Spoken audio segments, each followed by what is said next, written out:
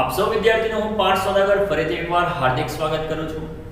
વિદ્યાર્થી મિત્રો, આજના લેક્ચરમાં આપણે વાયુઓનો સ્વભાવ ચેપ્ટરની અંદર ખૂબ જ ઇમ્પોર્ટન્ટ ટોપિક્સ ઉપર ચર્ચા કરવાના છે।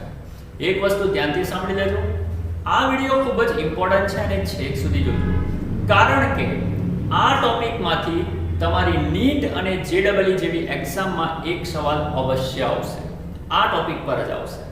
આ ટોપિકમાં મેં કેટલાક પોઈન્ટ થિયરિટિકલ રાખેલા છે, જ્યારે કેટલાક પોઈન્ટ એવા છે કે જેમાં મેં ભૂતકાળમાં જેડબલઈ, નીટ અને આઈઆઈટી જેવી એક્ઝામમાં રિપીટ થતા અને ઇમ્પોર્ટન્ટ જે નેક્સ્ટ એક્ઝામમાં પૂછાવા લાયક છે એવા કેટલા સવાલોનો સમાવેશ કર્યો છે। માટે આ લેક્ચર તમારી માટે ખૂબ જ ઇમ્પોર્ટન્ટ છે।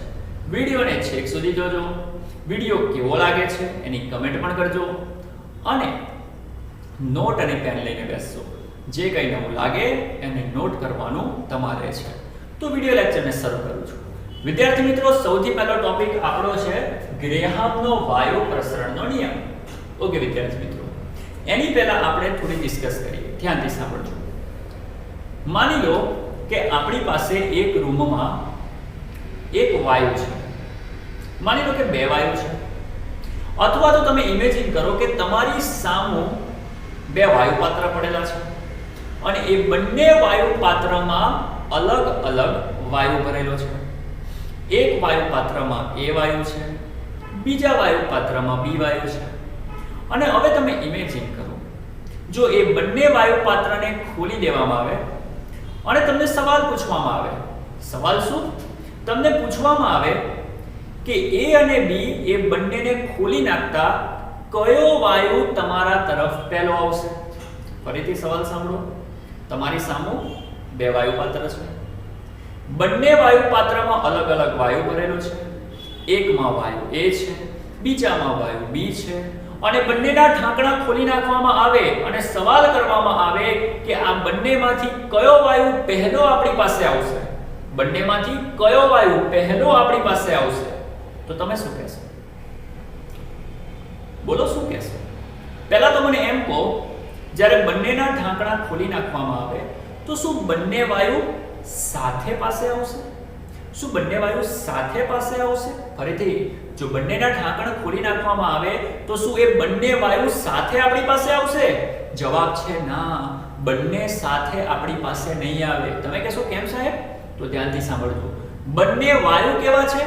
અલગ અલગ છે। જો બંને વાયુ અલગ અલગ હોય તો બંને વાયુના અણુઓ પણ કેવા હશે? અલગ અલગ હશે। હવે બંને વાયુના અણુઓ અલગ અલગ છે, એનો મતલબ થયો કે કોઈ એક વાયુનો અણુ મોટો હશે તો બીજા વાયુનો અણુ નાનો હશે, હા કે ના? બે વાયુ અલગ અલગ છે, મતલબ કે બંનેના અણુઓ અલગ અલગ હશે, એકનો અણુ મોટો હશે તો બીજાનો અણુ નાનો હશે। જેનો અણુ મોટો છે એનું દળ વધારે હશે, જે અણુ મોટો છે તે અણુનું દળ કેવું હશે? વધારે। અને કોમન સેન્સ કે જેનું દળ વધારે હોય તે ધીમે ધીમે ગતિ કરે અને જેનું દળ નાનું છે તે સ્પીડમાં ગતિ કરે કે ના કરે? મતલબ કે બે વાયુમાંથી જે વાયુના અણુનું કદ નાનું હશે એનું દળ નાનું હશે, જેનું દળ નાનું હશે એ સ્પીડમાં દોડતો આપણી પાસે આવશે કે નહીં આવે? ક્લિયર થઈ ગયું? તો મગજમાં ઉતારી લો, જ્યારે બે વાયુને આપણી સામે મૂકવામાં આવે અલગ અલગ પાત્રમાં અને બંનેના ઢાંકણ ખોલવામાં આવે તો બંને વાયુ કદી પણ સાથે આપણી પાસે નહીં આવે। કયો વાયુ આપણી પાસે વહેલો આવશે? તો કે ભાઈ, જે વાયુના અણુઓ સાઈઝમાં નાના છે અને જે વાયુના અણુનું દળ નાનું છે, ઓછું છે, એ વહેલો આપણા તરફ આવશે। ક્લિયર થયું કે ના થયું? મતલબ કે હવે આપણને કોઈ પૂછે કે બેમાંથી કયા વાયુનો પ્રસરણ દર વધારે છે, તો તમારે આન્સર શું આપવાનો? જે વાયુના અણુનું દળ ઓછું છે તેની પ્રસરવાની ઝડપ વધારે છે, જેનું દળ ઓછું છે તેની પ્રસરવાની ઝડપ વધારે છે। તો બોલો, એના પરથી આપણે એવું લખી શકીએ કે વાયુઓનો પ્રસરણ દર ચલે છે 1/દળ। એમ એટલે કે તમારે અણુનું દળ સમજવાનું અને અણુના દળને બોલો તમે આણ્વીય દળ કહો છો કે નહીં કહેતા? તો ખોપડીમાં ઉતારો, મગજમાં નાખો, વાયુઓનો પ્રસરણ દળ ચલે છે 1/આણ્વીય આણવીય દળ, આનો મીનિંગ સમજો. પ્રસરણ દળ અને આણવીય દળ વ્યસ્ત પ્રમાણમાં છે. કેમ? કારણ કે જેમ જેમ આણવીય દળ ઓછું તેમ પ્રસરણ દળ વધે કે ના વધે? જેમ દળ ઓછું થાય તેમ પ્રસરણ વધે કે ના વધે? સિમ્પલ છે. તો વિદ્યાર્થી મિત્રો, આપણા વૈજ્ઞાનિકે શું વિચાર્યું કે વાયુઓનો જે પ્રસરણ દર છે તે તેના આણવીય દળના વ્યસ્ત પ્રમાણમાં હોવો જોઈએ. ત્યારબાદ તેમણે તેના ઉપર ઘણા બધા એક્સપેરિમેન્ટ કર્યા અને એક્સપેરિમેન્ટ કર્યા બાદ એમણે અમુક સૂત્રોની તારવણી કરી. આપણે સૂત્રો કેવી રીતે આવ્યા તેના વિશે હમણાં ચર્ચા નહીં કરીએ, પણ આપણે યાદ રાખીશું કે કયા સૂત્રોની તારવણી થઈ. તો વિદ્યાર્થી મિત્રો, પહેલું જે સૂત્ર એમણે તારવેલું તે હતું પ્રસરણ દર ચલે છે 1/√d, જ્યાં વર્ગમૂળમાં d નો મતલબ થાય વાયુની ઘનતા. આપણા વૈજ્ઞાનિકે કીધું કે વાયુના પ્રસરણનો દર વાયુની ઘનતાના વર્ગમૂળના વ્યસ્ત પ્રમાણમાં છે અને એનું વિધાન પણ છે. જો અચળ તાપમાન અને દબાણે વાયુના પ્રસરણનો દર તેની ઘનતાના વર્ગમૂળના વ્યસ્ત પ્રમાણમાં છે. તો વિદ્યાર્થી મિત્રો, આ જે d છે ને, d એ વાયુની ઘનતા ગણાશે. તો પ્રસરણનો દર ચલે છે 1/√d, વર્ગમૂળમાં d. બીજું સૂત્ર તેમણે આપ્યું કે r ચલે છે 1/√vd. વિદ્યાર્થી મિત્રો, અહીંયા v નો મતલબ થશે કદ. v નો મતલબ શું થશે? કદ. તો પ્રસરણનો દર ચલે છે 1/√vd. પછી ત્રીજું સૂત્ર જે આપણે જાણીએ છીએ કે r ચલે છે 1/√mw. વિદ્યાર્થી મિત્રો, mw નો મતલબ થશે આણવીય દળ. આપણે શું કીધેલું? આણવીય દળ, પ્રસરણ દળ એકબીજાના વ્યસ્ત પ્રમાણમાં છે. તો બોલો, અહીંયા પણ એકબીજાના વ્યસ્ત પ્રમાણમાં આવ્યા કે ના આવ્યા? ખાલી ફરક શું પડ્યો કે અહીંયા વર્ગમૂળ આવે છે. હવે વર્ગમૂળ કેવી રીતે આવ્યું, સૂત્ર કેવી રીતે બને છે, એના વિશેની ડિસ્કસ હમણાં આપણે કરવાની નથી. ખાલી એટલી વસ્તુ યાદ રાખજો કે પ્રસરણનો દર અને આણવીય દળ બંને એકબીજાના વ્યસ્ત પ્રમાણમાં છે. આટલી વસ્તુ ક્લિયર થઈ ગઈ. તો આ છે તમારો ગ્રેહામનો નિયમ. ફરીથી ગ્રેહામના નિયમમાં કઈ યાદ નથી રાખવાનું? શું યાદ રાખવાનું? જેનું દળ વધારે હોય તે ધીમો ગતિ કરે. સમજ પડી? જેનું દળ ઓછું હોય તે સ્પીડમાં ગતિ કરે. જે સ્પીડમાં ગતિ કરે એનો પ્રસરણ દર વધારે અને જે ધીમે ગતિ કરે એનો પ્રસરણ દર ઓછો. એનો મતલબ કે મારું દળ વધારે તો પ્રસરણ દર ઓછો, મારું દળ ઓછું તો પ્રસરણ દર વધારે. એનો મતલબ કે પ્રસરણનો દર અને દળ બંને એકબીજાના વ્યસ્ત પ્રમાણમાં હોવા જોઈએ. પણ ખાલી એટલું યાદ રાખી દેજો કે અહીંયા એકલું દળ નહીં આવે, વર્ગમૂળમાં દળ આવશે. સૂત્રની સાબિતી હમણાં આપણે જોવાની નથી. તો બોલો, આટલી વસ્તુ દરેકને ક્લિયર થઈ ગઈ? બીજા પણ અમુક સૂત્ર છે પ્રસરણ દરના, તે મોઢે કરી નાખો.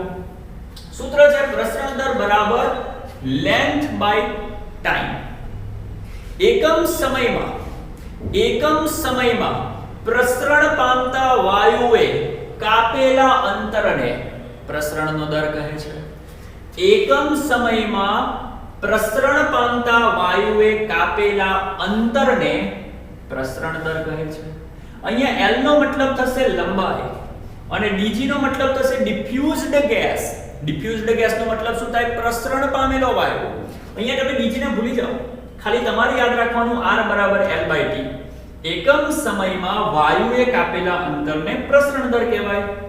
બીજું સૂત્ર છે એકમ સમયમાં વાયુએ રોકેલા કદને, અહીંયા v નો મતલબ થશે કદ. એકમ સમયમાં વાયુએ રોકેલા કદને પણ પ્રસરણ દર કહેવાય. અને એ જ રીતે એકમ સમયમાં વાયુના જેટલા પણ મોલ છે એને પણ પ્રસરણનો દર કહેવાય.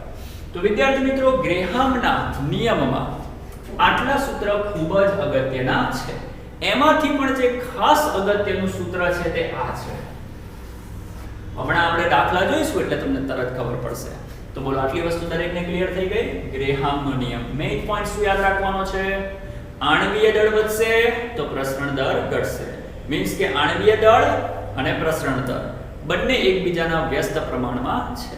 અને તેમનો વ્યસ્ત સંબંધ કેવી રીતે આપવામાં આવે છે? તો વ્યસ્ત સંબંધ છે r ચલે છે 1/√mw. ચલો, આટલી વસ્તુ ક્લિયર થઈ ગઈ. હવે આપણે ગ્રેહામના નિયમ પર આધારિત ભૂતકાળની અગત્યની પરીક્ષાઓ IIT, JEE, NEET એમાં પૂછાયેલા કેટલાક MCQs નો અભ્યાસ કરવા જઈ રહ્યા છે. તો દરેક જણ ધ્યાનથી જોશે. સ્ટાર્ટ કરીએ છીએ. એક્ઝામ્પલ 1. 27°C તાપમાન અને 1 atm દબાણે વાયુ પાત્રમાં હિલિયમ અને મિથેનનો પ્રસરણ દરનો ગુણોત્તર શોધો. વિદ્યાર્થી મિત્રો, આપણને કીધું છે કે 27 ડિગ્રી તાપમાન છે, 1 atm દબાણ છે અને વાયુ પાત્રમાં બે વાયુ ભરેલા છે, હિલિયમ અને મિથેન. આપણે શોધવાનો છે તેમના પ્રસરણ દરનો ગુણોત્તર. આપણે સૌથી પહેલા શું કરીશું? જે હિલિયમ છે તેને નંબર 1 આપી દઈએ અને જે મિથેન છે એને નંબર 2 આપી દઈએ. વિદ્યાર્થી મિત્રો, આપણે પ્રસરણ દરનો ગુણોત્તર શોધવો છે. કેવી રીતે શોધીશું? ધ્યાનથી જુઓ. આપણે દરેક જણ જાણીએ છીએ કે r ચલે છે 1/વર્ગમૂળમાં mw. જો r ચલે છે 1/વર્ગમૂળમાં mw હોય તો લખી શકું r1 ચલે છે 1/વર્ગમૂળમાં mw1 અને r2 ચલે છે 1/વર્ગમૂળમાં mw2. તો આના પરથી આપણે આ બે સૂત્ર લખી શકીએ. અને આ બંને સૂત્રનો જો હું ગુણોત્તર લઈ લઉં, મતલબ કે આના ભાગ્યા આ કરું તો લખાય r1/r2. અને તમને દરેકને ખબર છે કે આના ભાગ્યા આ કરશો તો આ પલટાઈ જશે અને લખાશે વર્ગમૂળમાં mw2/mw1. તો વિદ્યાર્થી મિત્રો, આપણે આ બેનો ગુણોત્તર લેવાનો છે. ખાલી આનો ગુણોત્તર લો, આનો ગુણોત્તર લો. આનો ગુણોત્તર કહેવાશે r1/r2 અને આ બેનો ગુણોત્તર લો તો એને કહેવાશે વર્ગમૂળમાં mw2/mw1. હવે વિદ્યાર્થી મિત્રો, સમજવાની કોશિશ કરજો. આ તો બેઠું તેનું તે જ રહેશે. હવે વિચારો, mw2 શું છે? mw2 નો મતલબ થાય બીજાનું આણ્વીય દળ. વિદ્યાર્થી મિત્રો, તમને દરેકને ખબર છે કે m નો મતલબ આણ્વીય દળ છે. અહીંયા લખી પણ આપું છું, આણ્વીય દળ. ઓકે, આપણે દરેક જણ જાણીએ છીએ કે mw નો મતલબ આણ્વીય દળ છે. અહીંયા છે mw2 મતલબ કે બીજાનું આણ્વીય દળ. વિદ્યાર્થી મિત્રો, તમે બીજો નંબર કોને આપેલો છે? મિથેનને આપેલો છે. મિથેનમાં એક કાર્બન છે અને 4 હાઇડ્રોજન છે. આપણે બધા જાણીએ છીએ કે કાર્બનનું પરમાણુય દળ 12 અને એક હાઇડ્રોજનનું 1 તો 4 નું કેટલું થાય? 4. તો 12 + 4 કેટલા થાય? 16 થશે ને. એટલે કે બીજાનું આણ્વીય દળ 12 + 4. અને એવી રીતે પહેલાનું આણ્વીય દળ. વિદ્યાર્થી મિત્રો, આપણી પાસે પહેલો કોણ છે? તો કે હિલિયમ છે. હિલિયમનું પરમાણુય દળ કેટલું છે? 4 છે કે નહીં? એ તો બધાને ખબર જ હશે. હિલિયમનું પરમાણુય દળ 4. તો નીચે લખી નાખ્યું 4. હવે સાદુરૂપ આપીશું. આ બેઠું તેનું તે. 12 + 4 કેટલા થાય? 16. 16 ભાગ્યા 4 કરો તો 4 મળે કે ના મળે? r1/r2 તેના તે વર્ગમૂળમાં 4 એટલે કે 2. તો વિદ્યાર્થી મિત્રો, આપણને મળી ગયો પ્રસરણનો ગુણોત્તર. છે કે નહીં? ઈઝી છે દાખલો. આવા દાખલા આપણને કોમ્પિટિટિવ એક્ઝામ્સમાં પૂછાતા હોય છે. તો આ દાખલો આપણે કોના બેઝ ઉપર ગણ્યો? આ સૂત્ર પર. છે કે એના જેવો જ બીજો દાખલો. SO2 નો પ્રસરણ દર કોઈ x વાયુ કરતા 2 ગણો છે. વિદ્યાર્થી મિત્રો, શું કહે છે? SO2 છે એનો પ્રસરણ દર x કરતા 2 ગણો છે. સૌથી પહેલા તો આપણે SO2 ને નંબર 1 આપી દઈએ અને જે x વાયુ છે એને નંબર 2 આપી દઈએ. SO2 ને 1 નંબર અને x વાયુ ને 2 નંબર આપી દીધો. આપણને શું કહે છે? SO2 નો પ્રસરણ દર. ચાલો, SO2 ના પ્રસરણ દરને R1 કહેવાશે. SO2 ના પ્રસરણ દરને શું કહી દીધું? R1. અને x વાયુને તમે બીજો નંબર આપેલો છે તો x વાયુના પ્રસરણ દરને તમે કહી દો R2. આપણને શું કહે છે? SO2 નો પ્રસરણ દર x વાયુના પ્રસરણ દર કરતા 2 ગણો છે. 2 ગણાનો મતલબ ગુણ્યા 2 થાય કે ના થાય? તો SO2 નો પ્રસરણ દર x વાયુના પ્રસરણ દર કરતા 2 ગણો છે. તો R1 = 2 * R2 થાય કે ના થાય? સિમ્પલ છે. હવે શું કરીશું? R1 તેના તે રાખો, R2 ને છેદમાં ઉતારી દો. તો બોલો R1 ના છેદમાં R2 = 2 થાય.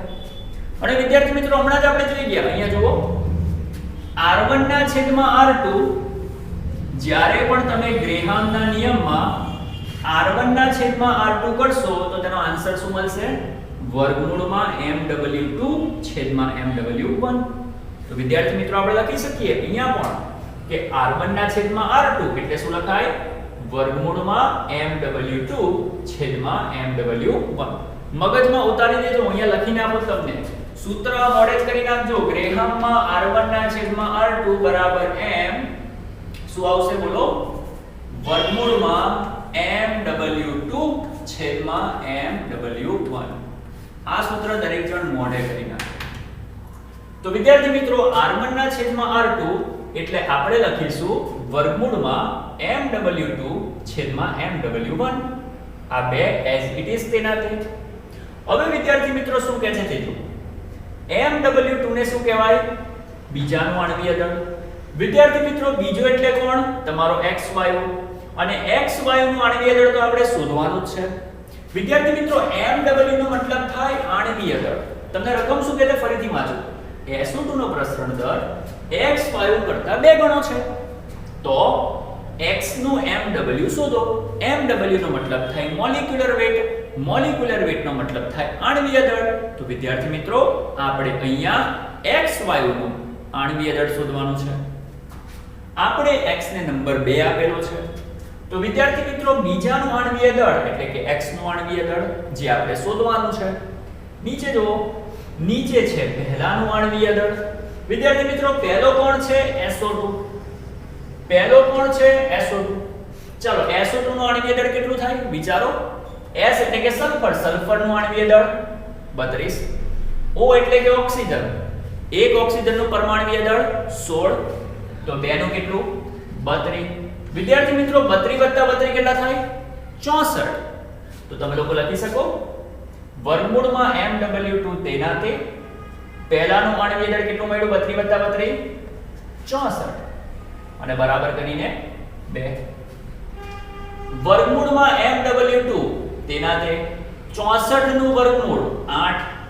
2 તેના તે 8 × 2 16 થશે. આ વર્ગમૂળ એસ ઇટ ઇઝ તેનું તે. હવે આપણે બધા જાણીએ છીએ કે જો વર્ગમૂળ કાઢી નાખો તો સામે વર્ગ થશે. તો mw2 બરાબર 16 નો વર્ગ. mw2 તેના તે 16 નો વર્ગ 256. તો બોલો આવડે કે ના આવડે? તો આ રીતે તમે લોકોએ બીજાનું આણ્વીય દળ શોધી નાખ્યું. બીજો એટલે કે કોણ? x. તો x નું આણ્વીય દળ મળે કે ના મળે? છે ને ઈઝી દાખલા. આવા દાખલા પૂછાતા હોય છે. થોડી મહેનત જો તમે કરશો તો તમે કોઈ પણ કોમ્પિટિટિવ એક્ઝામના કોઈ પણ વિકલ્પને આસાનીથી સોલ્વ કરી શકશો. હજુ એના જેવો બીજો દાખલો જુઓ. વિદ્યાર્થી મિત્રો અહીંયા આપણને એક આકૃતિ આપેલી છે. આકૃતિમાં તમને લોકોને એક બાજુ એમોનિયા વાયુ ભરેલો છે અને એક બાજુ HCl વાયુ ભરેલો છે. વિદ્યાર્થી મિત્રો એક બાજુ એમોનિયા વાયુની બોટલ છે, બીજી બાજુ HCl વાયુની બોટલ છે અને એ બંનેની વચ્ચે આ રીતે એક નળાકાર રિંગ છે. એક નળી છે, નળાકાર નળી છે. વિદ્યાર્થી મિત્રો અહીંયા આપણને સવાલ પૂછવામાં આવે છે. શું સવાલ પૂછવામાં આવે છે તે જુઓ. જો એક બાજુ એમોનિયા અને બીજી બાજુ HCl ભરવામાં આવે અને બંને વાયુને સાથે છોડવામાં આવે. એક બાજુ એમોનિયા બીજી બાજુ HCl ભરવામાં આવે અને બંનેને એક સાથે છોડવામાં આવે તો કઈ જગ્યા પર એમોનિયમ ક્લોરાઇડની રિંગ બનશે? વિદ્યાર્થી મિત્રો તમે લોકો જાણતા હશો. શું જાણતા હશો? કે જ્યારે એમોનિયા અને HCl આ બંને જ્યારે ભેગા થાય ને તો બને NH4Cl અને NH4Cl એટલે એમોનિયમ ક્લોરાઇડ. જ્યાં બંને ભેગા થશે ત્યાં એમોનિયમ ક્લોરાઇડ બનશે અને જ્યાં એમોનિયમ ક્લોરાઇડ બનશે ને ત્યાં વ્હાઇટ રંગની રિંગ જોવા મળશે. વ્હાઇટ રંગની રિંગ જોવા મળશે. અને તમને એ જ સવાલ કરવામાં આવ્યો છે કે એ વ્હાઇટ રંગની રિંગ બનશે તો ક્યાં બનશે? 4 ઓપ્શન તમને આપવામાં આવ્યા. પહેલું ટ્યુબની મધ્યમાં, બીજું HCl ની નજીક, ત્રીજું એમોનિયાની નજીક કે ચોથું ન બને. 4 ઓપ્શન તમને આપવામાં આવ્યા. થોડું તમે મગજ દોડાવો, થોડું તમે વિચારો કે આ બંનેને એક સાથે છોડવામાં આવે તો વચ્ચેના વિસ્તારમાં એમોનિયમ ક્લોરાઇડની રિંગ ક્યાં બનશે? આ 4 માંથી કયો ઓપ્શન આવે? જો આ તો નહીં જ આવે, આ ઓપ્શન તો આવવાનો છે જ નહીં, કારણ કે રિંગ બનવાની છે એટલે ન બને એ ઓપ્શન નહીં આવે, રિંગ તો બનશે. ચલો આ 3 માંથી કયો આન્સર આવશે તે મને કહો, વિચારીને કહો, ચેક કરો. બોલો, થોડું લોજિક દોડાવજો, થોડું લોજિક. આ સૂત્રનો યુઝ કરજો, વિચારો. ઓકે, જો વિદ્યાર્થી મિત્રો એક બાજુ એમોનિયા ભરેલો છે, તમને લોકોને ખબર હશે ને કે એમોનિયાનું આણ્વિય દળ 17 છે, અને ના ખબર હોય તો શોધી નાખવાનું. નાઇટ્રોજન 14 ને 3 17. એવી રીતે HCl હાઇડ્રોજન 1 અને ક્લોરીન કેટલા 35.5. તો જવાબ કેટલો આવે 36.5. તો વિદ્યાર્થી મિત્રો એક બાજુ એમોનિયા છે, એમોનિયાનું આણ્વિય દળ 17 અને HCl નું આણ્વિય દળ 36.5. કોનું આણ્વિય દળ વધારે છે, એમોનિયાનું કે HCl નું? HCl નું. અને આપણે બધા જાણીએ છીએ કે જેનું આણ્વિય દળ વધારે હોય એ ધીમો ધીમો ગતિ કરે કે ના કરે, અને જેનું આણ્વિય દળ ઓછું છે તે સ્પીડમાં ગતિ કરે કે ના કરે. એનો મતલબ કે એમોનિયા સ્પીડમાં ગતિ કરશે અને આ બિચારો ધીમે ધીમે ગતિ કરશે, મતલબ કે રિંગ ક્યાં બનશે, આ જગ્યાએ બનશે, અહીંયા કશે બનશે, મધ્યમાં તો નહીં જ બને. સમજ પડી કે ના પડી? એમોનિયા સ્પીડમાં ગતિ કરશે, HCl ધીમે ધીમે ગતિ કરશે, મતલબ કે રિંગ HCl ની નજીક કશે બનશે, મધ્યમાં નહીં બને, મધ્ય સ્થાને નહીં બને, મધ્ય સ્થાન કરતા આ બાજુ બનશે, કારણ કે એમોનિયા સ્પીડમાં દોડે, HCl ધીમે ધીમે દોડે. તો બોલો રિંગ અહીંયા કશે બને કે ના બને? તો જવાબ આવશે રિંગ HCl ની નજીક બને, એટલે કે બી આન્સર. સમજ પડી કે ના પડી? ફરીથી HCl નો આણ્વિય દળ વધારે છે, આથી HCl ધીમો દોડે. આનું આણ્વિય દળ ઓછું છે, આથી તે સ્પીડમાં દોડે. તો રિંગ ક્યાં બનશે? મધ્યમાં નહીં બને, થોડી સાઈડ પર બનશે, એટલે કે HCl ની નજીક બનશે. છે ને ઈઝી? એકવાર ફટાફટ એને ચેક કરી લો, પછી બીજા પોઈન્ટ ઉપર આગળ વધીએ છીએ. ઓકે સ્ટુડન્ટ્સ, તો ફરીથી એકવાર આપ સૌ વિદ્યાર્થીનો પાઠશાળા આગળ હાર્દિક સ્વાગત કરું છું. વિદ્યાર્થી મિત્રો, આ વિડિયો લેક્ચરની અંદર આપણે જોવા જઈ રહ્યા છે વાસ્તવિક વાયુની વર્તણૂક. ઓકે વિદ્યાર્થી મિત્રો, સૌથી પહેલા આપણે જાણવાની કોશિશ કરીશું આદર્શ વાયુ કોને કહેવાય. તો આપણે દરેક જણ જાણીએ છીએ, જે વાયુ કોઈ પણ તાપમાને અને કોઈ પણ દબાણે PV nRT નું પાલન કરે. એનો મતલબ કે તમે લોકો એવું પણ બોલી શકો, જો કોઈ વાયુ કોઈ પણ પરિસ્થિતિમાં આ સૂત્રનું પાલન કરતો હોય તો તેને કહેવાય આદર્શ વાયુ. તો પહેલો મુદ્દો મેં લખેલો છે, PV nRT નું પાલન કરતા વાયુઓ આદર્શ વાયુ તરીકે ઓળખવામાં આવે છે. પણ વિદ્યાર્થી મિત્રો, વ્યવહારમાં તમે લોકો જોવા જાઓ તો કોઈ પણ વાયુ આદર્શ નથી હોતો. કેમ આદર્શ નથી હોતો? તો ધ્યાનથી સાંભળજો. આદર્શ વાયુની અંદર આપણે એમ બોલીએ છીએ કે જેટલા પણ આદર્શ વાયુ છે એ આદર્શ વાયુના અણુઓ એકબીજા સાથે આંતરક્રિયા કરતા નથી. અહીંયા લખતો જાઉં છું, આદર્શ વાયુમાં જે અણુઓ છે એ આંતર ક્રિયા કરતા નથી. બીજી એક વસ્તુ કે આપણે એવું માનેલું છે કે જ્યારે કોઈ પણ વાયુ પાત્રમાં વાયુને ભરવામાં આવે તો જે વાયુના અણુનું કદ છે એ વાયુ પાત્રની સરખામણીમાં અવગણ્ય છે. વાયુના એક અણુનું કદ વાયુ પાત્રના કદની સરખામણીમાં અવગણ્ય છે. ઓકે, તો વિદ્યાર્થી મિત્રો, આપણે મોટા ભાગે એમ કહેતા હોઈએ છીએ કે આદર્શ વાયુ છે એ આદર્શ વાયુની અંદર અણુઓ, વાયુના અણુઓ એકબીજા સાથે આંતરક્રિયા કરતા નથી. અને બીજો મુદ્દો આપણે એમ કહીએ છીએ કે વાયુના એક અણુનું કદ વાયુ પાત્રના કદની સરખામણીમાં અવગણ્ય હોય છે. આવું આપણે વાયુના ગતિવાદમાં બોલતા હોઈએ છીએ, વાયુના ગતિવાદમાં બોલતા હોઈએ છીએ. પણ વિદ્યાર્થી મિત્રો, આ વસ્તુ વાસ્તવિક નથી. કોઈ પણ વાયુ પાત્રમાં વાયુને ભરો તો વાયુના અણુઓ જ્યારે એકબીજાની નજીક આવે છે તો ક્યાં તો એ લોકો એકબીજા પર એટ્રેક્શન લગાડે છે, ક્યાં તો રિપલ્ઝન લગાડે છે.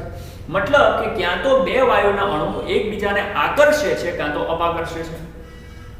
એનો મતલબ કે વાયુના અણુઓ સતત એકબીજા સાથે આંતરક્રિયા કરે છે. પણ વાયુના ગતિવાદમાં આપણે એવું બોલેલા છે, બે અભિધારણા એવી બોલેલા છે આપણે કે જેની અંદર આપણે એમ કહીએ છીએ કે વાયુના અણુ એકબીજા સાથે આંતરક્રિયા કરતા નથી. અને બીજો મુદ્દો આપણે એમ બોલીએ છીએ કે વાયુના એક અણુનું કદ વાયુ પાત્રના કદની સરખામણીમાં અવગણી શકાય તેવું હોય છે. પણ એ બે અભિધારણા સાચી નથી. કારણ કે મેં તમને હમણાં કીધું તે રીતે વાયુના અણુ જ્યારે એકબીજાની નજીક આવે છે તો એકબીજા વચ્ચે આકર્ષણ અને અપાકર્ષણ થતું હોય છે, આંતરક્રિયા તો થતી હોય છે. અને અહીંયા કે છે આંતરક્રિયા થતી નથી. એટલે વિદ્યાર્થી મિત્રો, આ અભિધારણા ખોટી છે. નંબર 2, જેટલા પણ વાયુ છે એ દરેક વાયુમાં આપણે વાયુના અણુના કદને અવગણી ના શકીએ. કારણ કે વિદ્યાર્થી મિત્રો તમે જાતે જ વિચારો, તમે કોઈ પણ વાયુ પાત્રમાં વાયુ ભરો તો શું એ વાયુ પાત્રમાં વાયુનો એક જ અણુ હોય? અસંખ્ય અણુ હોય. હવે એક અણુને તમે ઇગ્નોર કરી શકો, પણ અસંખ્ય અણુને કઈ રીતે ઇગ્નોર કરી શકો? તો વાયુનો ગતિવાદ એવું બોલે છે કે વાયુ પાત્રમાં રહેલા વાયુના એક અણુનું કદ વાયુ પાત્રની સરખામણીમાં ઇગ્નોરેબલ છે, અવગણી શકાય. હા ભાઈ, સાચું માની લીધું કે અવગણી શકાય.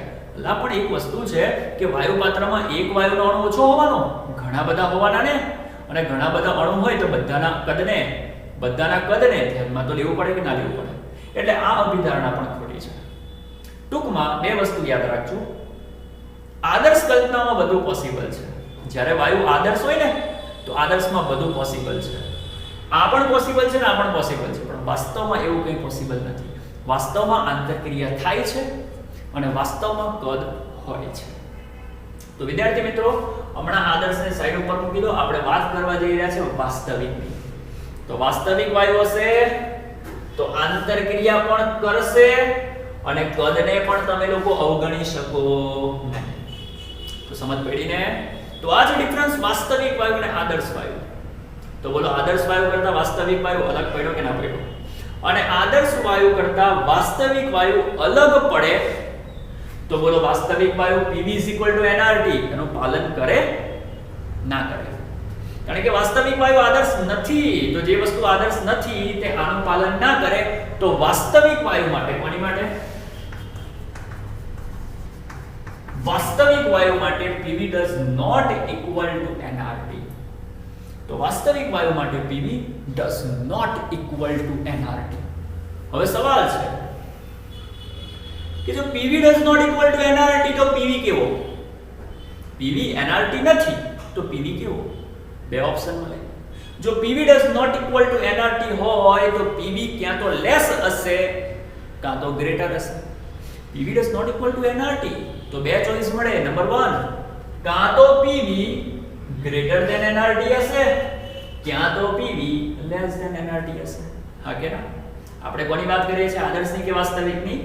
વાસ્તવિકની. આદર્શ ભૂલી જાઓ, આદર્શ ગયો. જે Pv nRT નું પાલન કરે તે આદર્શ. અહીંયા કોઈ Pv nRT નું પાલન નથી થવાનું, કારણ કે આપણે વાસ્તવિકતાની વાત કરીશું, વાસ્તવિક અણુઓની વાત કરીશું, વાસ્તવિક વાયુઓની વાત કરીશું. તો Pv does not equal to nRT, so we have two choice. One, Pv greater than nRT and Pv less than nRT. આટલી વસ્તુ ક્લિયર થઈ ગઈ. નંબર 2, હવે વિદ્યાર્થી મિત્રો એવું કહેવાય છે કે જો Pv greater than nRT હોય તો તેને કહેવાય વાયુઓનું ધન વિચલન. વિદ્યાર્થી મિત્રો, જો Pv greater than nRT હોય તો તેને કહેવાશે વાયુઓનું ધન વિચલન, અને Pv less than nRT હોય તેને કહેવાશે વાયુઓનું ઋણ વિચલન. તમે કહેશો કે આ સાહેબ વિચલન શું આવ્યું પાછું? સમજો. તમારો વાયુ વાસ્તવિક છે, કોણ નથી? આદર્શ નથી. મતલબ કે તમારો વાયુ આદર્શમાંથી વાસ્તવિક બને છે, અને આદર્શમાંથી વાસ્તવિક ક્યારે બને? જ્યારે Pv does not equal to nRT હોય. મતલબ કે જ્યારે Pv ગ્રેટર હોય કાં તો લેસ હોય ત્યારે જ તમારો આદર્શ વાયુ વાસ્તવિક બને. જેમાં Pv equal to nRT છે તેને આદર્શ કહેવાય, પણ જેમાં Pv કાં તો ગ્રેટર હોય કાં તો લેસ હોય તો તેવા વાયુને કેવો વાયુ કહેવાય? વાસ્તવિક કહેવાય. એનો મતલબ કે તમારો વાસ્તવિક વાયુ આદર્શ પરિસ્થિતિમાંથી વિચલન દર્શાવે છે. જો આદર્શ હોય તો ઇક્વલ ટુ આવે, પણ આદર્શમાંથી તે વાસ્તવિક બન્યો છે તો આદર્શમાંથી વાસ્તવિક બનવા માટે એને વિચલિત થવું પડે કે ના થવું પડે? તો વિચલન બે છે. એક વિચલન જેમાં Pv ગ્રેટર બને છે અને બીજામાં Pv લેસ બને છે. જો મારો Pv ગ્રેટર બને તો તેને કહેવાશે ધન વિચલન, અને જો લેસ ધન બને તો તેને કહેવાશે ઋણ વિચલન. હવે ક્લિયર થઈ ગયું? તો ધન અને ઋણ શું છે? આગળ વધીએ. વિદ્યાર્થી મિત્રો, બીજી એક વસ્તુ તમારે ખાસ સમજવાની છે તે અહીંયા જોજો. જો મારો વાયુ આદર્શ હોય તો તેમાં કામ કેવી રીતે થાય તે જોજો.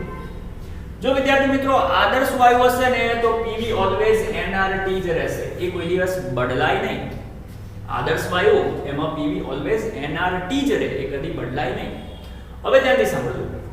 જો વાયુ મારો આદર્શ છે અને એ આદર્શ વાયુમાં જો હું કદ વધારું, જો હું કદ વધારું તો દબાણ ઓટોમેટિક ઘટશે, કદ વધારું તો દબાણ ઓટોમેટિક ઘટશે, અને કદનો વધારો અને દબાણનો ઘટાડો બંને એવી રીતે થશે જેથી સામે તો nRT જ રહેશે. મતલબ કે કદનો વધારો દબાણનો ઘટાડો બંને એવી રીતે થશે જેથી PV ઓલવેઝ nRT બનીને રહે.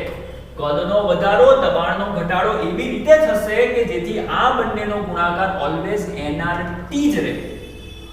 આથી તેને આદર્શ વાયુ કહેવાય. એનાથી ઉલટું પણ પોસિબલ છે. જો તમે કદને ઘટાડશો તો દબાણ વધી જશે, કદ ઘટાડ્યું તો દબાણ વધી ગયું, એક ઘટશે તો બીજો વધી જશે.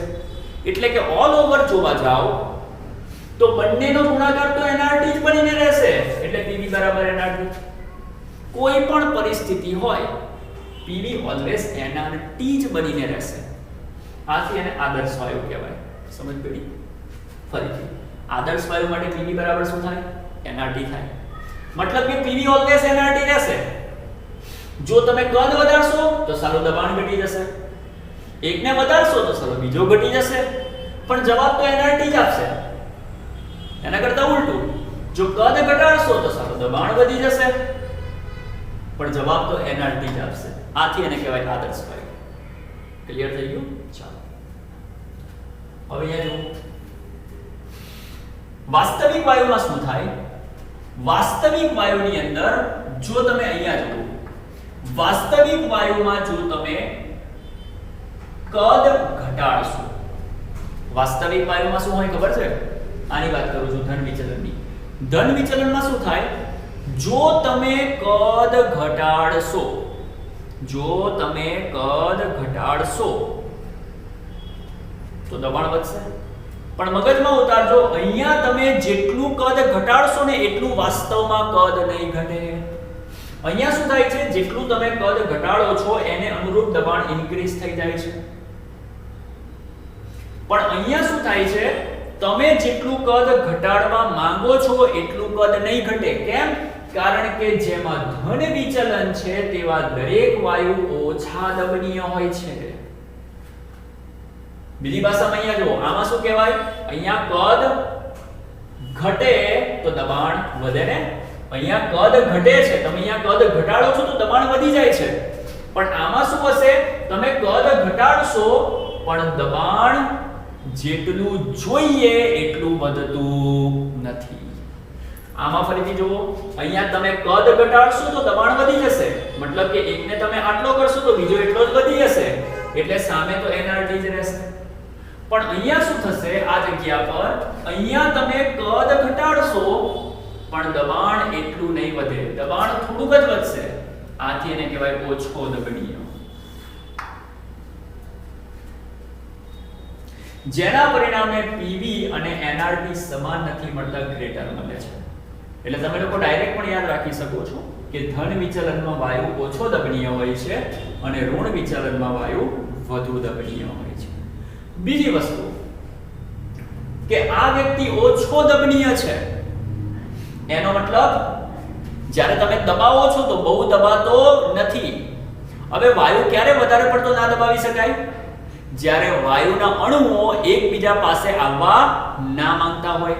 જો વાયુના અણુઓ એકબીજા સાથે આવવા ના માંગતા હોય તો તેને વધારે દબાવી શકાતો નથી. સમજ પડી? વાયુને ક્યારે વધારે દબાવી ના શકાય? જ્યારે વાયુના અણુ એકબીજા સાથે નજીક આવવા માંગતા ના હોય. અને વાયુના અણુ એકબીજા સાથે નજીક ક્યારે આવવા ના માંગતા હોય? જ્યારે બેની વચ્ચે અપાકર્ષણ લાગતું હોય. જ્યારે બેની વચ્ચે અપાકર્ષણ લાગતું હોય તો જ એ લોકો એકબીજાની પાસે આવવા ના માંગતા હોય ને. તો ક્લિયર કરજો, અહીંયા વાયુ ઓછો દબનીય છે, બહુ દબાતો નથી, કારણ કે વાયુના અણુ વચ્ચે સૌથી વધારે કામ કરતું હોય છે અપાકર્ષી બળ. અને અહીંયા એને કરતા ઉલટું, આ વધારે પડતો દબનીય છે, મતલબ કે આને વધારે દબાવી શકાય. અને વધારે કેમ દબાવી શકાય? કારણ કે વાયુના અણુ વચ્ચે એટ્રેક્શન છે, આકર્ષણ છે. આથી આસાનીથી એકબીજાને એટ્રેક્ટ કરી લે છે અને નજીક આવી જાય છે. આથી આને વધુ દબાવી શકાય છે અને આકર્ષી બળ વધુ હોય છે. તો વિદ્યાર્થી મિત્રો, આ હતી વાસ્તવિક વાયુની વર્તણૂક. એમાં આપણે જોયું ધન વિચલન અને ઋણ વિચલન. હવે આપણે વાત કરીશું એક નવો ટોપિક જેનું નામ છે દબનીયતા અવયવ. દબનીયતા અવયવ આપણે કેમ વ્યાખ્યાયિત કરવો પડ્યો? તો વિદ્યાર્થી મિત્રો સમજવાની કોશિશ કરજો. જે વાસ્તવિક વાયુ છે તેની વર્તણૂક તમે જોઈ કે વાસ્તવિક વાયુની બે વર્તણૂક છે, કાં તો બિચારો ધન બની જશે કાં તો બિચારો ઋણ બની જશે. હવે મારે એ જાણવું છે, ધ્યાનથી સાંભળજો. માની લો કે મારી પાસે બે વાસ્તવિક વાયુ છે અને બંને વાસ્તવિક વાયુ ધન વિચલન દર્શાવે છે. માની લો કે મારી પાસે બે વાસ્તવિક વાયુ છે x અને y અને આ બંને વાયુઓનું વિચલન ધન છે અને મારે એ જાણવું છે કે આ બંનેમાંથી કોનું વિચલન વધારે ધન છે અને કોનું વિચલન ઓછું ધન છે. તો મારે શું કરવાનું? તો એ વસ્તુને જાણવા માટે હું વ્યાખ્યાયિત કરીશ એક નવો ફેક્ટર જેનું નામ છે દબનીયતા ફેક્ટર, દબનીયતા અવયવ. ફરીથી મને એ તો ખબર પડી ગઈ કે જો વાયુ વાસ્તવિક હશે તો તેની વર્તણૂક બે પ્રકારની છે, કાં તો તે ધન વિચલન દર્શાવશે કાં તો તે ઋણ વિચલન દર્શાવશે. હવે માની લો કે મારી પાસે બે વાયુ છે અને બંને ધન વિચલન દર્શાવે છે અને મારે એ જાણવું છે કે બેમાંથી કોણ વધારે ધન વિચલન દર્શાવે છે અને કોણ ઓછો ધન વિચલન દર્શાવે છે. તો એની માટે મારે વ્યાખ્યાયિત કરવો પડશે એક નવો અવયવ જેનું નામ છે દબનીયતા અવયવ, જેને કહેવાય z. અને વિદ્યાર્થી મિત્રો અહીંયા z નું મેં સૂત્ર આપેલું છે z = PV/nRT. z = PV/nRT આ સૂત્ર છે. હવે વિદ્યાર્થી મિત્રો એ સમજવાની કોશિશ કરજો. z ના ત્રણ મૂલ્ય પોસિબલ છે. z નું પહેલું મૂલ્ય z = 1, z નું બીજું મૂલ્ય z less than 1, z નું ત્રીજું મૂલ્ય z greater than 1. વિચારો, જો z બરાબર 1 હોય તો શું થાય? વિદ્યાર્થી મિત્રો આપણે જાણીએ છીએ કે z બરાબર શું છે? PV/nRT. જો z બરાબર 1 હોય તો z એટલે PV/nRT, એના બરાબર 1 લખાય. z નો મતલબ શું થાય? PV/nRT. જો z બરાબર 1 હોય તો PV/nRT બરાબર પણ 1 થાય અને PV/nRT બરાબર 1 એમાંથી nRT ને ઉપર નાખી દો તો આના પરથી લખી શકું PV/nRT. અને બોલો PV/nRT અને આદર્શ વાયુ કહેવાય કે ના કહેવાય? તો વિદ્યાર્થી મિત્રો મગજમાં ઉતારી દો. જે વાયુ માટે z બરાબર 1 હોય, જે વાયુનો દબનીયતા અવયવ z 1 હોય તેવો વાયુ આદર્શ વર્તણૂક દર્શાવે છે. તો જેટલા પણ આદર્શ વાયુ છે એ દરેક આદર્શ વાયુ માટે z બરાબર 1 હોય. પણ જો તમારો વાયુ આદર્શ નહીં હોય અને વાસ્તવિક હશે તો એની માટે કદી પણ z બરાબર 1 મળવાનું નથી. તો z ની બીજી બે પોસિબિલિટીઝ z less than 1 અને z greater than 1. Okay, z બરાબર શું કહેવાય? PV/nRT. less than 1 તેનાથી nRT ને ઉપર મૂકી આપો તો PV less than nRT. તો વિદ્યાર્થી મિત્રો PV less than nRT, PV less than nRT વાસ્તવિક કહેવાય કે ના કહેવાય? અને કયું વિચલન છે? નેગેટિવ, ઋણ વિચલન. લેસ ધેન આવ્યું ને, કઈ ગયું આવ્યું? એ ઋણ વિચલન. એવી રીતે z ની ત્રીજી વેલ્યુ કાં તો z ગ્રેટર ધેન 1 હોઈ શકે. જો z ગ્રેટર ધેન 1 હોય તો z બરાબર લખાશે PV/nRT ગ્રેટર ધેન 1. nRT ને સામે મોકલી આપો તો PV ગ્રેટર ધેન nRT. વિદ્યાર્થી મિત્રો ગ્રેટર ધેન એને તમે લોકો કહો છો ધન વિચલન. તો વિદ્યાર્થી મિત્રો આ બંને વાસ્તવિક વાયુ છે અને વચ્ચે જે છે તે તમારો આદર્શ વાયુ છે. તો મગજમાં ઉતારી દેજો. જેની માટે z less than 1 છે તેમાં ઋણ વિચલન અને જેમાં z greater than 1 છે એમાં ધન વિચલન જોવા મળે છે. આટલી વસ્તુ એકવાર નોટ કરો, પછી હું તમને પેલો આલેખ સમજાવું.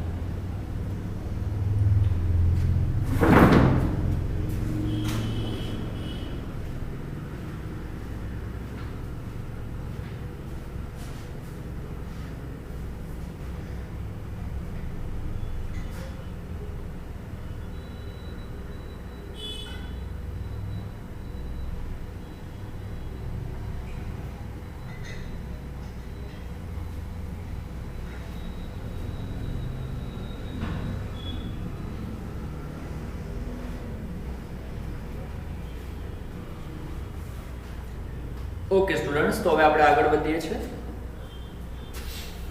વિદ્યાર્થી મિત્રો, અહીંયા મેં એક આલેખ બનાવેલો છે z વિરુદ્ધ p નો. z એનો મતલબ થશે pv/nrt. તો આલેખ છે pv/nrt વિરુદ્ધ p. અહીંયા ઘણા બધા આલેખો છે, મતલબ કે ઘણી બધી લીટીઓ તમને દેખાય છે. સૌથી પહેલું ધ્યાન તમારું જવું જોઈએ આ સ્ટ્રેટ લાઈન પર. વિદ્યાર્થી મિત્રો, આ જે સીધી લાઈન છે એ તમને શું કહે છે? સમજો શું કહે છે. એ સીધી લાઈન તમને લોકોને એવું કહેવા માંગે છે કે દબાણ વધે છે પણ pv/nrt એટલે કે z નું મૂલ્ય વધતું નથી. જો દબાણ વધે છે પણ z ના મૂલ્યમાં કોઈ પણ ફેરફાર થતો નથી. તો આ જે સ્ટ્રેટ લાઈન છે એ તમને શું કહે છે? દબાણ વધે છે પણ z ના મૂલ્યમાં કોઈ ફેરફાર થતો નથી, એટલે કે સ્ટ્રેટ લાઈન છે. તો એની માટે હું લખી શકું કે z remains constant, અથવા તો એક ફરીથી આ લીટી શું કહે છે? દબાણ વધે છે પણ z ના મૂલ્યમાં કોઈ પણ ફેરફાર થતો નથી, એટલે કે પોતે સ્ટ્રેટ લાઈન જ રહે છે. મતલબ કે આ લીટી માટે z બદલાતો નથી. જો z ના બદલાય તો z અચળ કહેવાય, અને એ અચળને મેં કહી દીધો 1. તો વિદ્યાર્થી મિત્રો, સીધી લીટી માટે z બરાબર 1. અને હમણાં જ તમે લોકોએ જોયું કે જેમાં z બરાબર 1 છે તેની વર્તણૂક આદર્શ કહેવાય કે ના કહેવાય? તો વિદ્યાર્થી મિત્રો, તમારી આ જે સીધી લીટી છે એ આદર્શ વાયુની લીટી છે. સીધી લીટી કોને પ્રેઝન્ટ કરે છે? આદર્શ વાયુને પ્રેઝન્ટ કરે છે. કોને કરે છે? બોલો બધા. આદર્શ વાયુને. એના સિવાયની જેટલી પણ લીટીઓ છે તે બધી વાસ્તવિક વાયુની. કોની? વાસ્તવિક વાયુની. અને વિદ્યાર્થી મિત્રો, આપણે જાણીએ છીએ કે વાસ્તવિક વાયુ હોય તો બે પોસિબિલિટી, ધન વિચલન, ઋણ વિચલન. તો હવે આપણે આલેખ પરથી જોઈએ ક્યાં છે ધન વિચલન અને ક્યાં છે ઋણ. જો વિદ્યાર્થી મિત્રો, આલેખમાં આ બે લાઈન દેખાય છે જે સીધી ઉપર જાય છે. આ જે યલો લાઈન દેખાય, યલો લાઈન, આ જે સ્ટ્રેટ લાઈન છે એની માટે z બરાબર 1 હશે. જે વાયુ સ્ટ્રેટ લાઈનની ઉપર છે એની માટે z ગ્રેટર ધેન 1 હશે, અને જે લોકો સ્ટ્રેટ લાઈનની નીચે છે એની માટે z લેસ ધેન 1 હશે. આટલી વસ્તુ દરેક યાદ રાખવાની. જેનો આલેખ સ્ટ્રેટ લાઈનની ઉપર છે તેની માટે z ગ્રેટર ધેન 1 એટલે કે ધન વિચલન, અને જેનો આલેખ નીચે છે એની માટે z લેસ ધેન 1 મીન્સ કે ઋણ વિચલન. અહીંયા તમે લોકો જોઈ શકો છો કે હાઇડ્રોજન અને હિલિયમ બંનેના આલેખ સીધા ઉપર જાય છે, સીધા ઉપર. આ જે લીટી છે ને એની સીધા ઉપર છે. તો હાઇડ્રોજન અને હિલિયમ એ બંનેમાં ધન વિચલન જોવા મળે છે. કેવું વિચલન જોવા મળે છે? ધન વિચલન. એનો મતલબ કે બંને ઓછા દબનીય છે અને બંનેમાં અપાકર્ષી બળ વધુ પ્રબળ છે. આટલી વસ્તુ ક્લિયર થઈ. હવે વાત કરો આની. આ કોણ છે? જોવો તો છે CO2. વિદ્યાર્થી મિત્રો, CO2 ના આલેખને જુઓ. તમને લોકોને કંઈક વિચિત્રતા લાગતી હશે. CO2 ના આલેખમાં દબાણ વધે છે તેમ તેમ z ઘટે છે. જો દબાણ વધે, z ઘટે, પછી લગભગ અચળ રહ્યો, અને પછી દબાણ વધવાની સાથે z વધવા લાગ્યો છે કે નહીં? તો CO2 નો આલેખ કેવો છે? વિચિત્ર આલેખ છે. z ઘટે છે અને પછી વધે છે. હવે વિદ્યાર્થી મિત્રો, જો આલેખ નીચે જાય તો આને ઋણ વિચલન કહેવાય. આલેખ લીટીની નીચે છે તો આ બધું ઋણ વિચલન. પણ ઊંચા દબાણે તમે ચેક કરો તો આલેખ ઉપર જતો રહ્યો, અને આલેખ ઉપર જાય તો બોલો અહીંયા ધન વિચલન આવે કે ના આવે? એનો મતલબ કે CO2 માં ઋણ વિચલન પણ છે અને ધન વિચલન પણ છે. અને વિદ્યાર્થી મિત્રો, તમારો CO2 નો એ જ આલેખ આ યલો લાઈન, આ સ્ટ્રેટ લાઈનમાંથી પણ પસાર થાય છે. તો વિદ્યાર્થી મિત્રો, આ જે બિંદુ છે, આ બિંદુ એ બિંદુ પાસે ક્ષણ પૂરતું એ આદર્શ પણ બની જાય છે. હમણાં જ મેં તમને કીધું કે આ જે સીધી લાઈન છે તે આદર્શ લોકોની છે અને તમારો CO2 જુઓ ઋણ વિચલન પણ દર્શાવે છે અને ધન વિચલન પણ દર્શાવે છે અને સાથે સાથે એક ક્ષણ પૂરતો ત્યાં સ્ટ્રેટ લાઈન માંથી પણ પસાર થાય છે અને જો એ સ્ટ્રેટ લાઈન માંથી પસાર થાય તો ક્ષણ પૂરતો તે આદર્શ બન્યો કે ના બન્યો, મતલબ કે CO2 ત્રણ વર્તણૂક દર્શાવે છે. જેમ જેમ તમે દબાણ વધારો છો તેમ તેમ ઋણ વિચલન અને અમુક હદ કરતા દબાણ વધે છે તો તે ઉપર તરફ જાય છે ક્ષણ પૂરતો આદર્શ અને ત્યારબાદ ધન વિચલન છે કે નહીં. એવી જ રીતે તમે લોકો ચેક કરો CH4 માં પણ આના જેવું જ છે, ઋણ વિચલન ધન વિચલન ક્ષણ પૂરતો આદર્શ. એવી રીતે O2 અને N2 એ બંનેમાં પણ એવા જ આલેખ તમને જોવા મળે છે કે નહીં. હવે વિદ્યાર્થી મિત્રો આ જે આલેખ તમે જોયા એના પરથી તમને લોકોને કંઈક નવાઈ લાગી, શું કંઈક વિચાર આવ્યો? જો અહીંયા તમે વધારે વિચારવાની કોશિશ કરશો તો તમને લોકોને ખબર પડશે કે શરૂઆતમાં ભલે ને ઋણ વિચલન હોય પણ જ્યારે દબાણ વધારતા વધારતા અમુક હદ કરતા દબાણ વધી જાય છે, દબાણ વધારતા વધારતા અમુક હદ કરતા દબાણ વધી જાય છે તો બધા જ વાયુ ધન વિચલન દર્શાવે છે. જો શરૂઆતમાં CO2 એ ઋણ વિચલન દર્શાવ્યું પણ જ્યારે દબાણ અમુક હદ કરતા વધી ગયું તો વિચલન ધન થઈ ગયું. એવી રીતે મિથેન શરૂઆતમાં ઋણ વિચલન દર્શાવ્યું પણ અમુક હદ કરતા દબાણ વધે તો ધન વિચલન દર્શાવે છે. એનો મતલબ કે આપણે એવું લખી શકીએ કે બધા જ વાસ્તવિક વાયુ ઊંચા દબાણે ધન વિચલન દર્શાવે છે કે નહીં? તો બોલો આટલી વસ્તુ દરેકને ક્લિયર થઈ ગઈ? એક વાર શાંતિથી વાસ્તવિક વાયુની વર્તણૂક ધન વિચલન ઋણ વિચલન, ત્યારબાદ દબનીયતા અવયવ અને ત્યારબાદ Z વિરુદ્ધ P નો આલેખ. શાંતિથી એકવાર એને ચેક કરી લો, ત્યારબાદ નવા પોઈન્ટ ઉપર આગળ વધીએ છીએ. એકવાર ફરીથી આપ સૌ વિદ્યાર્થીનું હું પાઠ સોદાગર હાર્દિક સ્વાગત કરું છું. વિદ્યાર્થી મિત્રો, આજના લેક્ચરમાં આપણે જોવા જઈ રહ્યા છે વાસ્તવિક વાયુ માટે વાન ડર વાલ્સ સમીકરણ. વિદ્યાર્થી મિત્રો, વાન ડર વાલ્સ સમીકરણ શું છે? તો કે વિદ્યાર્થી મિત્રો આપણે દરેક જણ જાણીએ છીએ કે જેટલા પણ આદર્શ વાયુ છે તે PV nRT નું અનુસરણ કરે છે, પણ જેટલા વાસ્તવિક વાયુ છે એ PV nRT નું અનુસરણ કરતા નથી. એટલે કે વાસ્તવિક વાયુ માટે આપણે લખીએ છીએ PV does not equal to nRT. હવે આ વાન ડર વાલ્સ ઇક્વેશન શું છે તો ધ્યાનથી સમજવાની કોશિશ કરો. વિદ્યાર્થી મિત્રો, વાસ્તવિક વાયુનું જે સમીકરણ છે PV does not equal to nRT એને PV nRT માં કન્વર્ટ કરવાની જે જર્ની છે એનું નામ છે વાન ડર વાલ્સ ઇક્વેશન. હા વિદ્યાર્થી મિત્રો, આ એક એવી જર્ની છે જેમાં આપણે વાસ્તવિક વાયુને આદર્શ વાયુમાં કન્વર્ટ કરીશું. મતલબ કે PV does not equal to nRT એને ક્યારે PV nRT કરી શકાય તેની વાત કરીશું. PV does not equal to nRT એને કઈ રીતે PV nRT કરી શકાય તેની વાત કરીશું. વાસ્તવિક વાયુને કઈ રીતે આદર્શ કરી શકાય તેની વાત કરીશું. તો શરૂ કરીએ છીએ આપણે વાન ડર વાલ્સ ઇક્વેશન. અહીંયા ધ્યાન આપો વિદ્યાર્થી મિત્રો, આપણે બધા જાણીએ છીએ કે વાસ્તવિક વાયુ માટે અણુઓ વચ્ચેની આંતરક્રિયા ધ્યાનમાં લેવી જોઈએ.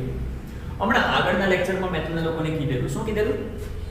કે વાયુનો ગતિવાદ આપણને એવું કહેતો હતો, શું કહેતો હતો? વાયુનો ગતિવાદ આપણને કહેતો હતો કે વાયુના અણુ વચ્ચે કોઈ આંતરક્રિયા થતી નથી. પણ શું એ વાસ્તવિક છે? ના રે ભાઈ, જેટલા પણ વાસ્તવિક વાયુ છે દરેકમાં વાયુના અણુ વચ્ચે આંતરક્રિયા થાય કે ના થાય? વાયુના અણુ વચ્ચે આકર્ષણ બળ પણ લાગતું હોય અને અપાકર્ષણ બળ પણ લાગતું હોય. મતલબ કે વાસ્તવિક વાયુ માટે તમારે અણુ વચ્ચેની આંતરક્રિયાને ધ્યાનમાં લેવી પડશે. વિદ્યાર્થી મિત્રો, સવાલ એ છે કે વાસ્તવિક વાયુ માટે જો અણુ વચ્ચેની આંતરક્રિયાને તમે ધ્યાનમાં લેશો તો વાસ્તવિક વાયુનું દબાણ આદર્શ વાયુના દબાણ કરતા ઓછું થઈ જાય. જો વાસ્તવિક વાયુમાં અણુ વચ્ચેની આંતરક્રિયાને ધ્યાનમાં લેશો તો વાસ્તવિક વાયુનું દબાણ આદર્શ કરતા ઓછું થઈ જાય છે. આવું કેમ? સમજો. આ એક પાત્રમાં માની લો કે વાયુના 2 અણુ ભરેલા છે અને માની લો કે શરૂઆતમાં તમારો વાયુ આદર્શ છે. જો વાયુ આદર્શ હશે તો આ બેની વચ્ચે કોઈ આંતરક્રિયા થવાની નથી. તો માની લો કે આ બેની વચ્ચે કોઈ આંતરક્રિયા નથી થતી અને જો આંતરક્રિયા હમણાં નહીં થાય તો બેની સરખામણીમાં આને ઇગ્નોર કરી નાખો. ભાઈ બેની વચ્ચે કોઈ આંતરક્રિયા થતી જ નથી, બે એકબીજા સાથે કોઈ આંતરક્રિયા કરતા જ નથી, તો જ્યારે એકની વાત કરો તો બીજાને ભૂલી જાઓ. અને હવે ઇમેજિન કરો કે આ વ્યક્તિ દોડતો જઈ રહ્યો છે અને દીવાલ પર અથડાયો. જો એ દોડીને દીવાલ પર અથડાશે તો દીવાલ પર દબાણ લગાડશે અને માની લો કે એને કારણે લાગતું દબાણ છે P1. ક્યારે? જ્યારે બેની વચ્ચે કોઈ આંતરક્રિયા થતી નથી. મતલબ કે વાયુ કેવો છે? આદર્શ. જો આદર્શ વાયુ હશે, બેની વચ્ચે કોઈ આંતરક્રિયા નહીં થાય, ત્યારે આને કારણે દીવાલ પર લાગતું દબાણ P1 છે. અને હવે તમે ઇમેજિન કરો વાસ્તવિકની.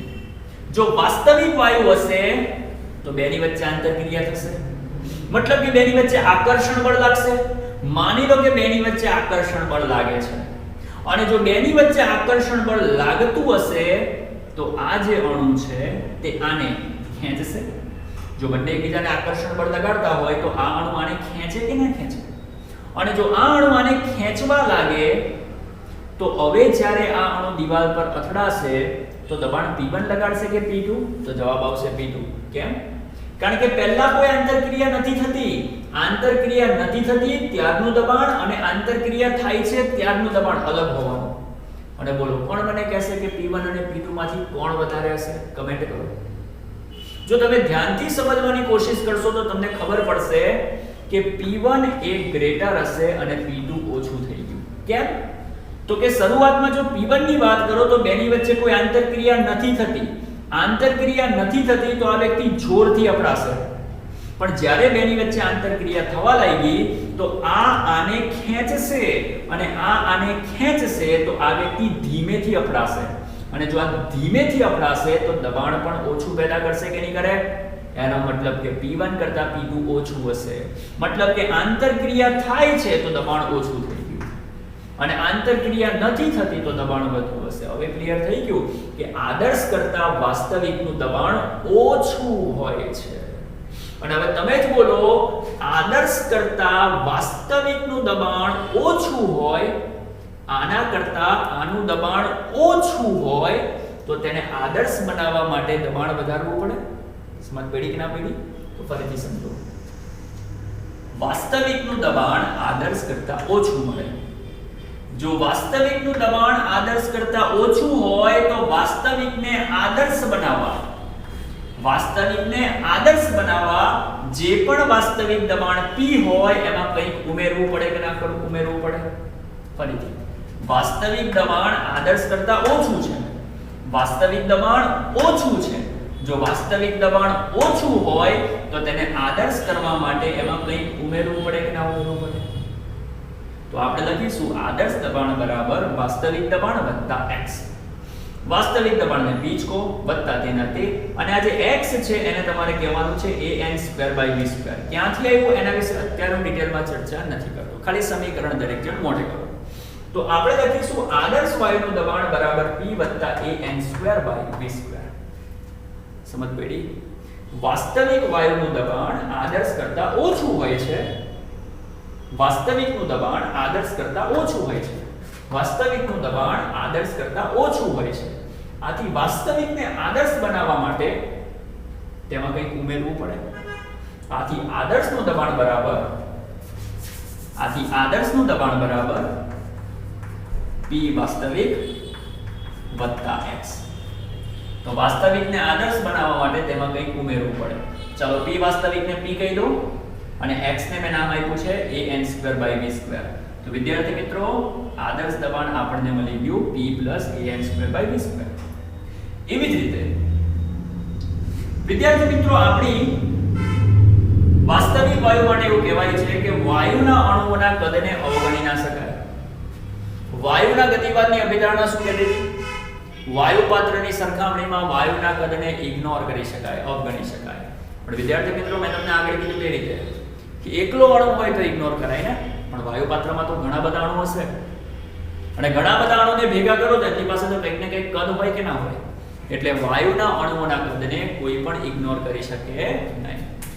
તો નીચે જુઓ, જો વાયુના અણુના કદને અવગણી શકાય નહીં, મતલબ કે વાયુના અણુના કદને તમારે ગણવાનું છે અને જો વાયુના અણુના કદ એને ગણતરીમાં લેશો તો તમારું વાસ્તવિક કદ આદર્શ કદ કરતાં વધુ મળશે.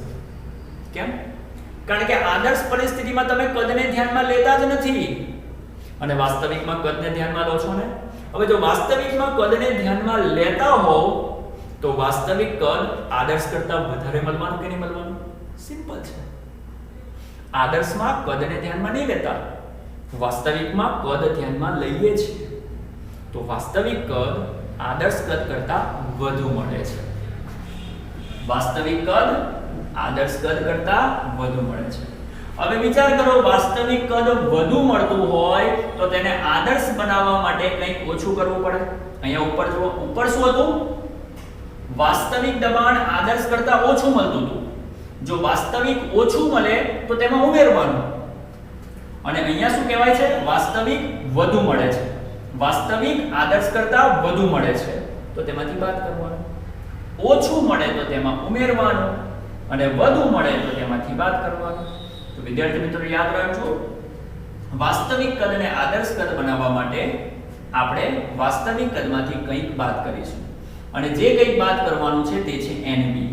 એની પણ સાબિતી ક્યાંથી આવ્યું તેના વિશે હું કંઈ ડિસ્કસ કરતો નથી હમણાં, ખાલી તમારે આ સમીકરણ અત્યારે મોઢે કરવાના. તો V આદર્શ બરાબર કહેવાશે V NB. વિદ્યાર્થી મિત્રો, વાસ્તવિક વાયુ માટે